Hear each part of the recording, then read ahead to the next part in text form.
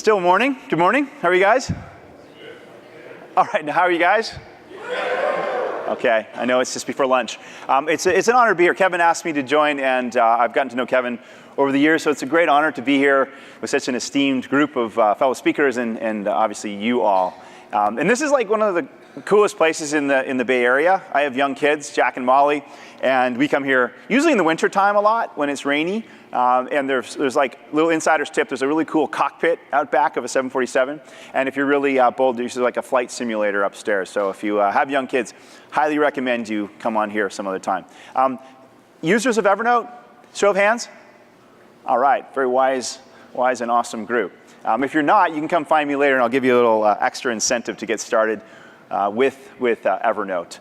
But it's a pleasure, and as I said, I'm going to talk a little bit about the journey that I've been on in the past 2 years. So I had a wonderful ride for about 10 years at a little startup down the road called Google, and I left there about 2 years ago to take the helm at Evernote. This is amazing, amazing company. So I'm really privileged and honored to lead Evernote. And really, the first thing I'll talk about, really like 3 or 4 phases to the 2 years that I've been involved. And I want to start off by really introducing you to Stepan, who is the founder of Evernote. And while Dos Equis tapped somebody else to be the most interesting man in the world, Stepan would have gotten my vote, just to be really, really clear. He's just like this fascinating human being. He was born in Russia. He loves to write and read Spanish poetry. He's been a crazy, successful serial entrepreneur. He's been doing machine learning and artificial intelligence before it was called that, and before, decades before the frenzy that it is today. So Stepan and his team, actually a little known fact about him, they were the people responsible for the software behind the Newton, right? The handwriting recognition from that thing, that device that was so far ahead of its time that it flopped. But Stepan really had a vision when he started Evernote. So he has poor memory. So he has all these passions and he travels the world, but he has very poor memory. So he wanted to have an extension of his brain. Like he literally wanted to have a second brain. In fact, when you talk to Stepan today, he has a really, really crazy theories about how we can augment brains to do all sorts of crazy things. But I digress. His vision was a second brain. So you can capture thoughts big and small and then retrieve them whenever and wherever you wanted to.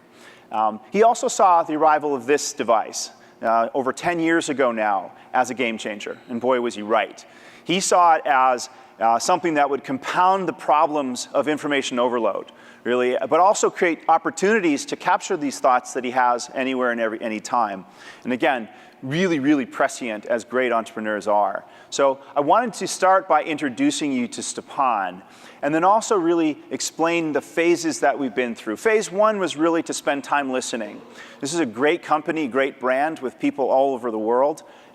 So I spent time with Stepan to really get to understand his vision. Why did he create the company? And when I did so, it became really clear that what we needed to do was to get back to that original vision and remove any distraction that got in the way. So that was phase 1. Under the belief that Evernote created a category that is more relevant today than when the day he founded it. Right? We all feel this. We're inundated with information, more information than we can handle. Both the quantity and the challenges and the channels, rather, that we are expected to deal with every day is unbearable. So we got back to that vision, and we articulated it very clearly to the whole company. The second phase is really about the team. So I fundamentally believe that the team that you build is the company you build, period. So went about doing that, spending over half my time getting the right people on the bus, getting the wrong people off the bus, and really being clear about that.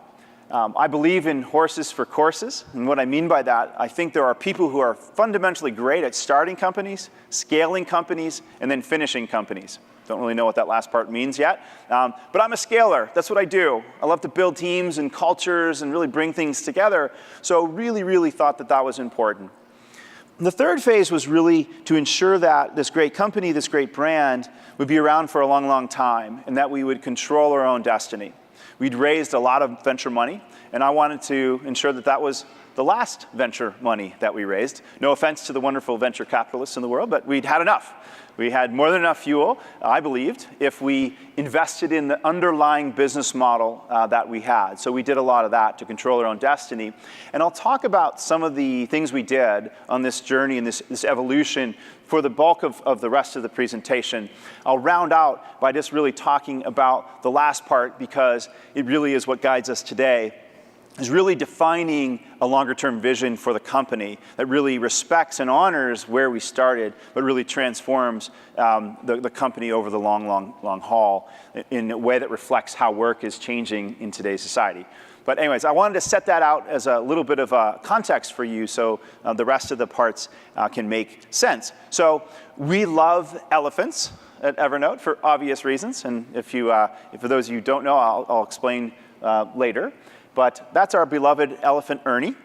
And we're going to have fun with the anatomy of a successful SaaS company. And I'll pepper it with, again, analogies or stories from along the way. The first and most important part of anatomy of a successful SaaS company is the heart, right? So I love Hamilton. Have you guys seen Hamilton? No? Oh my gosh. You guys should leave and go see Hamilton right now. No, it's amazing. But in the immortal words of Alexander Hamilton, he has this famous conversation with Aaron Burr, and he says, "What do you stand for? If you don't stand for nothing, what will you fall for?" And really, that's what this is about, being clear about what you stand for, right? And I was really inspired. I've had the privilege to get to know Jeff Weiner, and he's really clear. If you ask him for advice, the very first thing he'll say to you is, have you defined your vision? Have you defined your mission, your strategy, your culture, and your values? And those things are distinct. A lot of people blur them together. Collectively, they form the heart. So we have clear and crisp answers that collectively form the heart, or the North Star for Evernote. And we've done a pretty good job of communicating that really, really rigorously throughout. Once you define the heart, really the answer to why you're going to get out of bed in the morning and why you can pitch, why someone should join and spend more time with you than they do with their loved ones. You have to start here. Really, once you define the heart and what you stand for, the rest of the parts really come quite naturally. Next, of course, is the brain. So the brain really needs to define a strategy that honors the heart, or this North Star. And great strategies, in my experience, do really two things. They marry a really good insight into consumers or customers or people with technical innovation. So a lot of the innovation that Evernote has invested in is really in this notion of capturing. And of course, the elephant is an honor to remembering, right? Never forget, because elephants never forget. We basically have blended this with an insight that we as knowledge workers are inundated with more information, more formats and files, more Slack conversations than we really can handle. So how do we marry that and help people overcome the pain of finding things all day and every day? We all spend on average about 2.5 hours a day just looking for stuff. So for us, we really wanted to double down on how do you seamlessly capture, organize, and then search for information that is important to you. So the brain really set our strategy around how do we make people more productive. In fact, 25% more productive as a knowledge worker. So the brain and the strategy really matters. Next is the lungs. So how do you breathe life into your product experiences so people love you so much that they can't help but tell anyone that will listen? And if you are in the Evernote community, you know what I mean, right? You'll find these almost obnoxiously annoying evangelists for Evernote. I say almost because I don't think it's possible. I'm a little biased. But really, how do you breathe life into the experiences?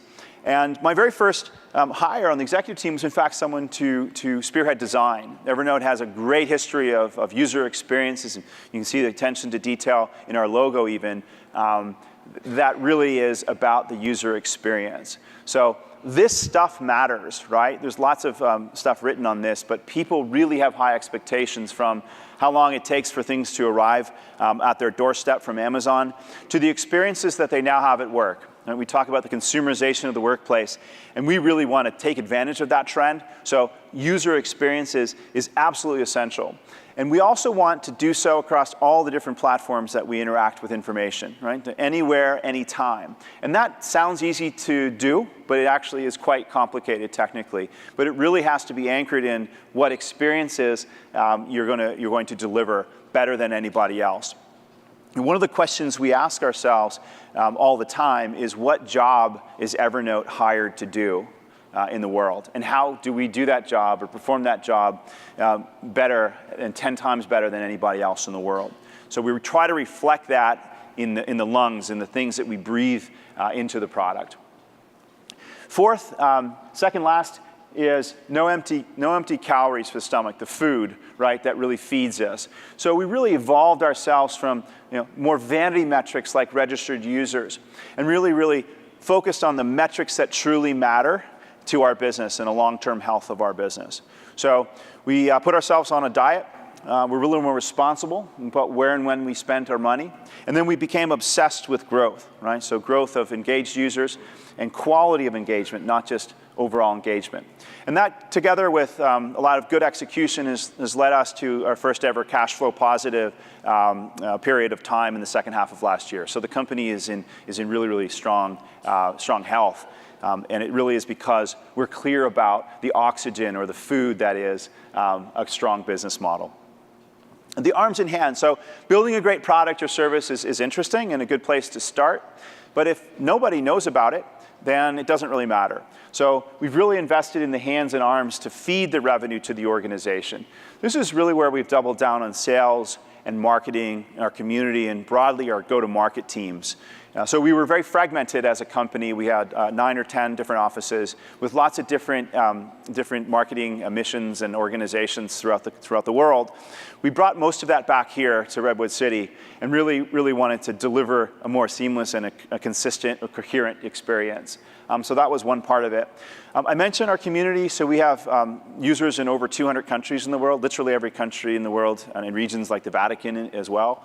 So we have these Evernote certified consultants, and they are so incredible. These are the people that on their own dime and time basically evangelize us on behalf of their profession or just something that they just love so much. And last but not least, when you're trying to talk to over 200 million different users in over 20 or 30 different languages, you have to have automation. You just have to. So we've really invested heavily in things like marketing automation to really deliver a personal experience to each of our users. We call it our communication engine, not so creatively named, but it's really essential to really explaining the value of Evernote to someone. The early adopters can figure stuff out on their own, but when you get to 200 plus million users in the world, by definition, you're not talking to early adopters. So you need to find ways to connect them to the value quickly. Sorry, I misspoke. The last here is really running the legs. And this in a SaaS business is really about your engineering teams. So you can't really get things done without an incredible engineering team who really can deliver at high velocity without compromising quality. So we've done a lot to invest in a new architecture on the back end, a lot of systems and processes, and in fact the team itself, to allow us to go faster, again, without compromising quality.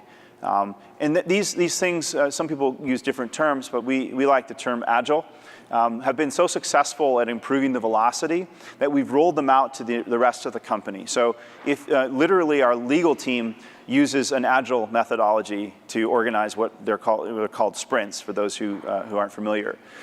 Really allows us to go quickly, again, without compromising quality, and really maintain an obsession on all the other parts of the business that I talked about. So that's a wrap. So the five parts, or 6 parts, sorry. Start with the heart. Let the brain define that strategy. Breathe life into your product with amazing user experiences. Feed the elephant. No empty calories. Feed them the right type of food. Focus on the metrics that matter.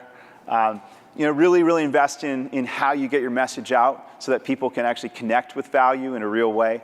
And last but not least, really invest in the technical team to allow you to go fast without compromising quality. Such a pleasure. Thank you so much. Enjoy the rest of the show.